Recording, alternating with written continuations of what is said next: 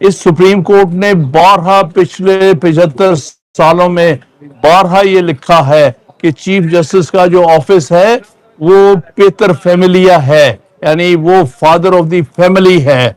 उसने अपनी फैमिली को बचाना है। इन जुडिशरी जो है वो इनकी फैमिली है। He is the father of the family. और अगर ये अपनी फैमिली को नहीं बचा सकते, अगर ये जुडिशियल साइड पे ये ऑर्डर सेटिसाइड नहीं करते जिसके खिलाफ इन्होंने खुद अपना एग्जीक्यूटिव साइड पर ऑर्डर एग्जीक्यूटिव साइड पे वोट डाला है, तो फिर मैं समझता हूं वो अपने ओहदे की हुर्मत कायम नहीं रख सकते। और फिर ये अपनी फैमिली को, यानी अपनी जुडिशरी को, उसकी इंडिपेंडेंस को अगर आप प्रोटेक्ट नहीं कर सकते, तो दोनों बार एसोसिएशंस जिनकी तरफ से हमने आपकी तरफ आपके लिए पैगाम है कि आप इंसाफ करके आप जो चाहते थे वो ही करें। आप जुडिशियल साइड पे जो आप एग्जीक्यूटिव साइड पे नहीं कर सके, और आप जुडिशियल साइड पे अपनी जुडिशियल फैमिली को प्रोटेक्ट करें, जुडिशियल फैमिली को बचाएं और उसको हर कीमत उसकी आज़ादी के लिए अपने जुरिस्डिक्शन इस्तेमाल करें। और अगर आप नहीं कर सकते, अगर आप ये केस नहीं सुनते, अगर आप ये कहते हैं किसी और अदालत में ले जाओ, और आप इसमें अपने मौक़िफ़ पर जो आपने एग्जीक्यूटिव साइड पे लिया है जेसीपी में, अगर वो आप जुडिशियल साइड पर उस मौके पे कायम नहीं रह सकते, फिर आपका इस ऑफिस पर रहने का कोई जवाब नहीं रह जाता, क्योंकि फिर आप अपना बुनियादी फर्ज as head of the judicial family वो अदा नहीं कर पाते। लिहाजा हम फिर एक दफ़ा उम्मीद करते हैं कि आप इस वक्त राइज करेंगे और पाकिस्तान की तारीख में फिर एक दफ़ा कोई चीफ जस्टिस आइन को या सुप्रीम कोर्ट को या सुप्रीम कोर्ट की हुर्मत को बचाने की कोशिश करेगा। हम सिर्फ इस कोर्ट को ही कॉन्स्टिट्यूशनल कोर्ट मानते हैं। पिछले 1956 के आइन से लेके आज तक ये सुप्रीम कोर्ट पाकिस्तान की सबसे बड़ी अदालत, सबसे बड़ी आईनी अदालत हमेशा समझी गई है। ये 70 साल की एक हमारी इंस्टीट्यूशन है जिसको सबने एक्सेप्ट किया है as the highest judicial forum. आज इसको तबाह होते हम वकला नहीं बर्दाश्त कर सकते, ना करेंगे, ना कभी होने देंगे, ना हम वो जिसको इन्होंने कॉन्स्टिट्यूशनल कोर्ट किया उसको हम कभी मानेंगे कि ये कॉन्स्टिट्यूशनल कोर्ट है। ये एक फौजी एस्टेब्लिशमेंट, सिर्फ वो लोग बिठाए गए हैं जिनका काम सिर्फ एग्जीक्यूटिव के फैसलों पर अपनी मोहरें लगाना है, लिहाजा उसको अदालत कहलाने का हक की हासिल नहीं है। लिहाजा हम इसी को आईनी को अदालत मानते हैं, इसी से तवक्को करते हैं कि आप जो आईनी तौर पे गलत इक़दाम किए गए हैं उनको आप सेटिसाइड करेंगे। आमिर खान साहब ये बताएगा कि बैरिस्टर गौहर साहब अभी थोड़ी देर पहले आईनी अदालत में पेश हुए, उनसे भी ये सवाल पूछा गया कि जजेस के तबादले के मामले पे दरख्वास्त आप दायर करेंगे तो कहाँ करेंगे, क्योंकि उस जमात से आपका भी ताल्लुक है। वो कह रहे हमने आईनी अदालत में करना है, सुप्रीम कोर्ट तो बनती नहीं है क्योंकि हम उसको एक्सेप्ट कर चुके, हम पेश हो रहे हैं। मेरे ख्याल में ये व्यू पॉइंट पूरी तरह सोच के नहीं दिया। बहरहाल ये बात उनसे होगी। हम उस अदालत को नहीं मानते, वो अदालत ही नहीं है, वहां तो सिर्फ अपने पिट्ठू बिठाए गए हैं। उस अदालत में जो पेश होने वाले वकला हैं उनके बारे में आपका क्या क्या? देखिए, वकला की बहुत सारी मजबूरियां होती हैं। हम वकला के बारे में इसलिए नहीं कहते क्योंकि वो अपने क्लाइंट के हाथों मजबूर होते हैं, मैं इसलिए उन पर नहीं कमेंट करूं। अच्छा, कौन सी शिक के तहत ये आईनी दरख्वास्त दायर की जा रही है? आइन की कौन सी शिक के तहत? हम समझते हैं आर्टिकल 184(3) आज भी जिंदा है सुप्रीम कोर्ट के लिए। हमने आर्टिकल 184(3) की जो तरमीम की गई है जिससे सुप्रीम कोर्ट की जुरिस्डिक्शन लेके दूसरी अदालत को दी गई है, इसको भी इस पिटीशन में चैलेंज किया है और कहा है कि आप डिक्लेयर करें कि ये आर्टिकल 184(3) की जो अमेंडमेंट हुई है 27वीं तरमीम के तहत, ये गैर आईनी है, बुनियादी स्ट्रक्चर के खिलाफ है। सर, इस सारे मामले में रियासत का क्या मौक़िफ़ है? रियासत का मौक़िफ़ तो आपके सामने आएगा, पहले ये एंटरटेन तो करें ना।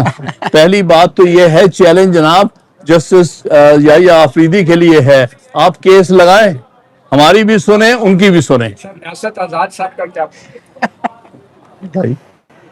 बिस्मिल्लाहिर्रहमानिर्रहीम। खान साहब की सारी गुफ्तगू में ऐड ऑन करते हुए, देखें अभी 2 पिटीशंस फाइल हो गई हैं और तीसरी भी पिटीशन हम फाइल करेंगे, वो साबका सदूर जो हैं Islamabad high court bar association, वो भी खान साहब के ही जरिए पिटीशन हम भी चैलेंज करेंगे। लेकिन बुनियादी तौर पे इसमें एक चीज बहुत इंपॉर्टेंट है कि कोई भी एक्ट जो होता है या लेजिस्लेशन होती है उसको बोना फाइडी होना चाहिए, मेलस या मेला फाइडी पे मबनी नहीं होना चाहिए। तो अपरेंटली आप अगर आर्टिकल 200 को देखें तो इस पे एक इंडिया की जजमेंट है AIR 1994 कि ये जो आर्टिकल पहले कंसेंट इसमें लफ्ज था, अब 27वीं तरमीम में उसको खत्म कर दिया गया।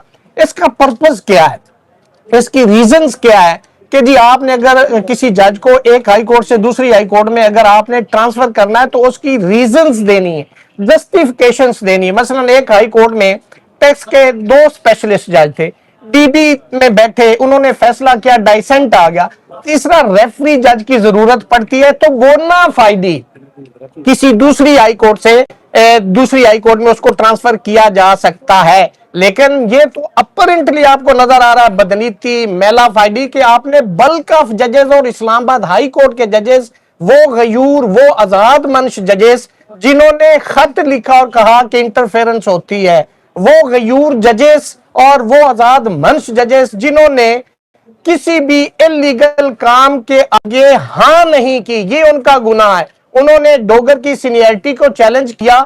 आप देखें कि एक सीनियर प्यूने जज मोहसिन अख्तर कियानी साहब जो कि in absence of chief justice बन सकते थे, और डोगर साहब उन्होंने इस खौफ से छुट्टी नहीं की, किसी जगह गए नहीं कि मोहसिन अख्तर कियानी साहब कहीं इंटरम या केयर टेकर या आरजी या अबूरी chief justice Islamabad high court ना बन जाए। तो देखें ये कितना बड़ा जुल्म है, कितना बड़ा इलीगल एक्ट है on behalf of the government, और मेला फाइडी है कि आपने एक सीनियर प्यूने जज को ट्रांसफर कर दिया। ये कितना बड़ा मैं समझता हूं कि गुनाह है एक लीगल जबान के अंदर, इसलिए कि उन्होंने किसी भी गैर और तागूती ताकत के आगे और उनकी मर्जी और मंशा के मुताबिक फैसले नहीं किए।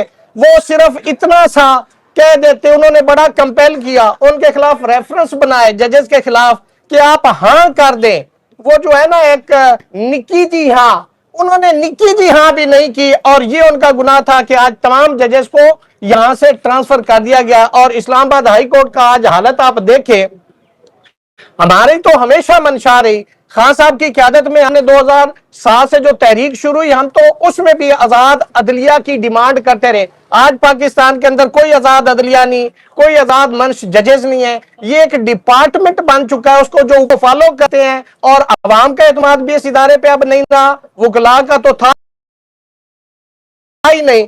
तो जब अवाम का भी ट्रस्ट खत्म हो जाता है तो ये बड़ी तशवीशनाक सूरत हाल है कि किसी मुल्क के अंदर भाई हुकूमतें, जो जमहूरियत होती है ना, वो मजबूत अदलिया से चलती है, वो लॉ को इन्फोर्स करती हैं, वो फंडामेंटल राइट्स की कस्टोडियन होती हैं। तो जब अदलिया ही नहीं होगी तो कहां आपके फंडामेंटल राइट्स होंगे?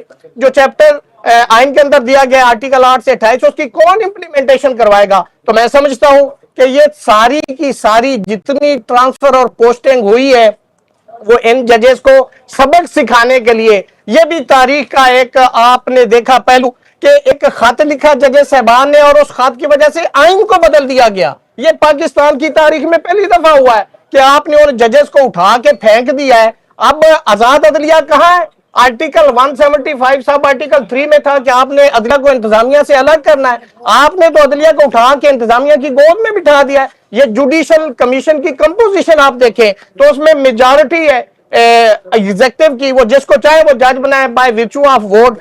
ये भी देखें कि जो बाबर स्टार साहब है उनकी पेशावर में ट्रांसफर हुई, वहां के चीफ जस्टिस ने नहीं उनको एक्सेप्ट किया, लेकिन इसके बावजूद चूंकि ये by virtue of voting posting transfer की गई है तो वहां पे हुकूमत बैठी है, हुकूमत ने इंतकाम लिया।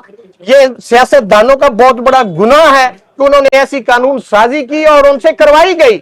और मैं समझता हूं कि आज आइन जो इस वक्त पाकिस्तान के अंदर मौजूद है उसकी शक्ल तो बिल्कुल खत्म हो गई है।